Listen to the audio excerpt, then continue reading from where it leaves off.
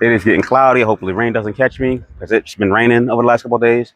And I did not realize waves made this much noise. So hopefully you can hear this and the mic is doing its job.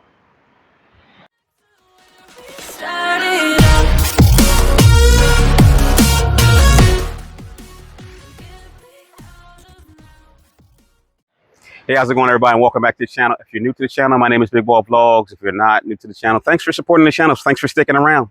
I've been trying to get back into doing reviews and videos. I've told you in previous videos, the reason why I haven't done so many reviews or videos is because, one, keeping up with the technology is very, very difficult to do. But two, once the president who lives in my hometown started doing TFRs every other weekend, no-fly zones pretty much for the tri-state area, it just made it very difficult for me to do reviews or any drone video for that matter. But today, and for this entire week, we've been out at this beautiful resort in Liberia, Costa Rica. This is Dreams Las Mareas. I have been saying, oh, I got to shoot the video. I got to shoot the video. I got to shoot the video for like the last few days. And every time I say it, we end up doing something else, going to a restaurant, lounging in the pool, doing excursions.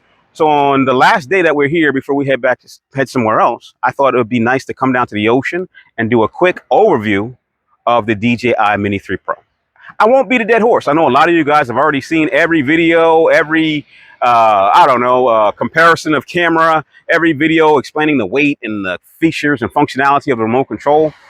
What I want to do is I want to give you my impressions, because I know a lot of you in the past used to follow me because you wanted to know what I think about these drones before you go out and buy it. And I thought that I would give you that information so you can make an informed purchase. So in this video, I think a lot of you guys have already probably owned a mini drone and you're like, hey, should I buy the Mini 3 Pro? Or maybe you own an Air 2S and you're like, hey, maybe I want to get the Mini 3 Pro instead of my Air 2S, which at the time, right now, kind of feels like a solid drone, right? So I want to give you my opinions. Having previously owned the Air 2S, never owning the the Mavic 3 series, which I probably won't because the cost of drones has kind of gone up a little bit. And I hear there's a Mavic 3 that is coming out that is a lighter version, which is going to be about $1,400 with the combo. But I'm going to give you my opinion based on what I've experienced over the last couple of weeks playing with the Mini 3 Pro. So without further ado, hopefully, like I said, these breakers aren't making too much noise. Let's get into it.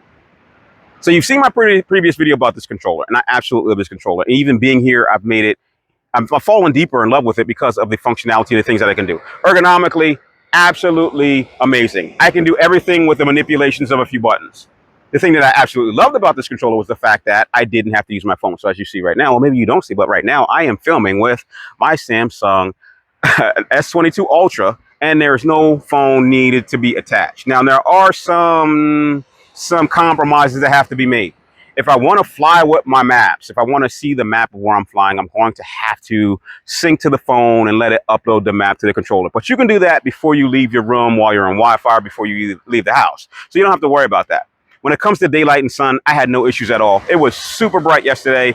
I let this thing follow me around in the mountains. I did a little chase scene of myself on the back of the four-wheeler with my fiance and had no issue seeing the screen at all. So don't worry about the screen. Don't worry about the specs that people hype up when they try to sell you something new. Oh, 3,200 nits. What the hell is a nit?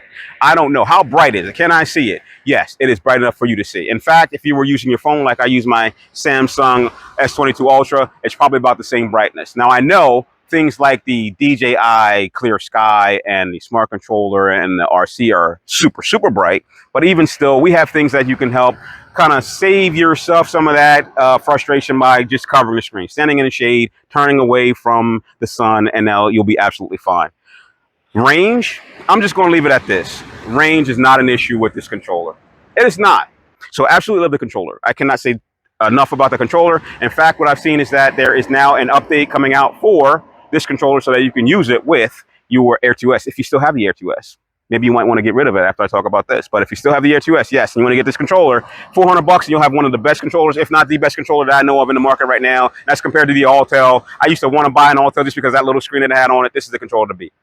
So with that said, yes, absolutely go get this controller, absolutely use it. There's some functionality, which I kind of learned over the last couple of days, that if I wanted to use this to do screen record, to do tutorials, all I got to do is plug a USB-C lavalier mic into that, and now my voice will be recorded on the controller with the video that it's doing as a screen record. And then there's some other functionality where you're going to be able to do something with your phone, where you're going to be able to direct connect your phone to the controller. So this is absolutely the controller to get. It's the latest, greatest. I'm going to say it. if you want to buy RC Pro or you want to buy a smart controller, feel free to do it. It's just a big bulky controller. Look how tiny this is. It ain't really the tiniest, but this is a controller to get. I'm going to leave it at that. Now, let's talk about this.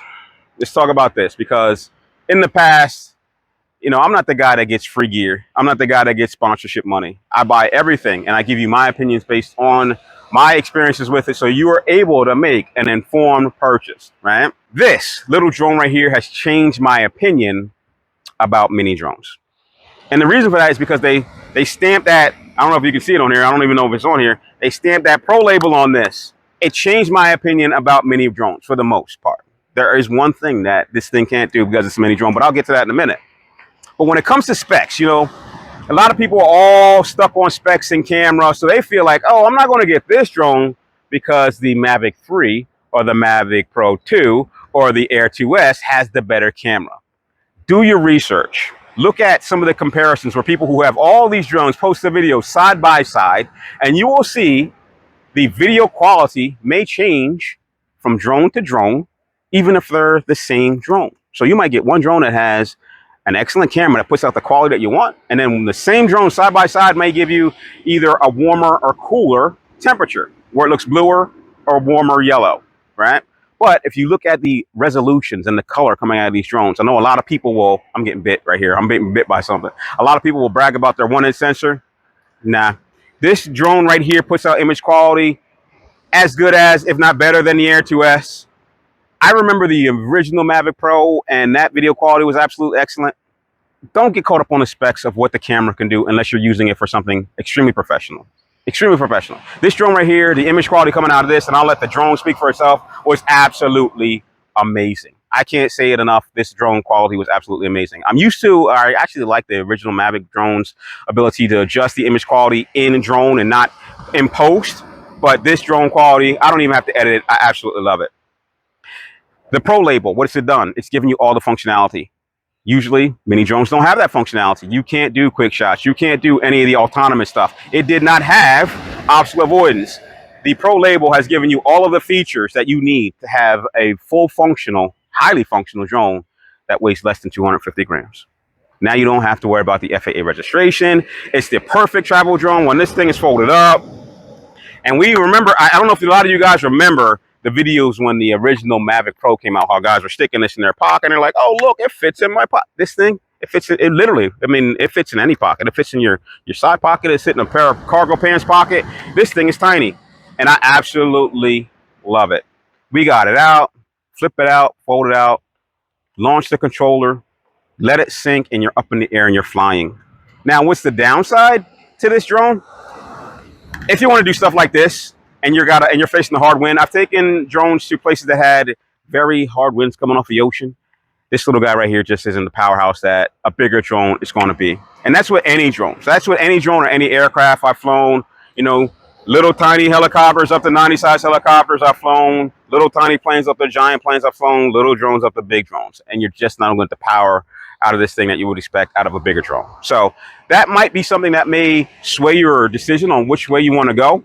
Because I took this out over the ocean and the wind was coming back to the beach and it looked like the drone wasn't even moving. It wasn't even, you know, worth trying to get out there. But another positive is I had Zoom to make it work. So that's it. Like I said, maybe the drone should be speaking for itself. I know a lot of you guys have already seen so many comparison videos, but I'm going to post another video of the footage that we've gotten out of this drone because it's at 10 minutes right now and I don't want to bore you if I haven't already. So, hey, I want to say thanks again. Thanks for watching. Thanks for supporting the channel. I want to step out of the frame for 1 second so you can see the ocean in the back. Actually, I'll do that after I say peace. Thanks for watching. Thanks for supporting the channel. I appreciate it. Hopefully you enjoy the video. Talk to you later. Peace.